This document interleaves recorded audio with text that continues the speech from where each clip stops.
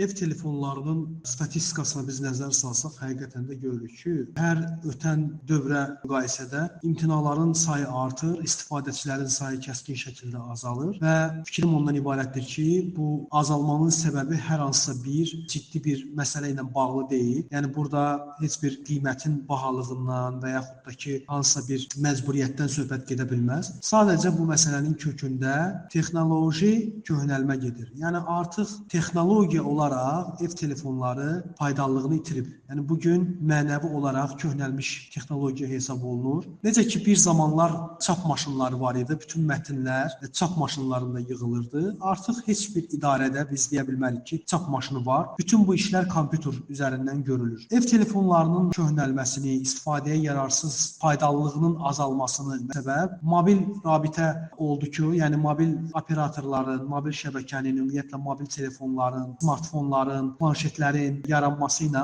bütün bu funksionallıqlar artıq özündə daha çox imkanlar cəmləyir. Nəinki yalnız səs vasitəsilə və yaxud da hansısa bir konkret məkana bağlı olaraq ünsiyyət yaratmaq məsələsi olsun. Buna görə də mən düşünürəm ki, biz bunu normal qarşılamalıyıq və bu tendensiya davam edəcək ta ki abonentlər tam olaraq imtina edəcək, yəni bu ev telefonlarından. Yalnız müəyyən bir mənada idarələr deyək, təşkilatlar deyək, hansısa bir kommersiya qurumları deyək, banklar deyək. Yəni bu cür təşkilatlarda ev telefonlarının qalması məsələsi yəni aktual olacaq. O da bir müddət, düşünürəm ki, artıq bir müddətdən sonra artıq onun da sayında müəyyən bir azalmalar müşahidə ediləcək. İndi gələcəkdə tamamilə ləğv olunacaq, yəni necə olacaq? Bunu zaman göstərəcək, amma texnologiya olaraq bu gün artıq öz aktuallığını tamamilə fərdi abonentlər üçün itirmişdir. Müəyyən kommersiya qurumları, dövlət təşkilatları üçün isə müəyyən mənada hələ də istifadə oluna bilər. Yəni burada başqa belə qəliz bir böhranlı vəziyyət yoxdur, qəliz bir səbəb yoxdur.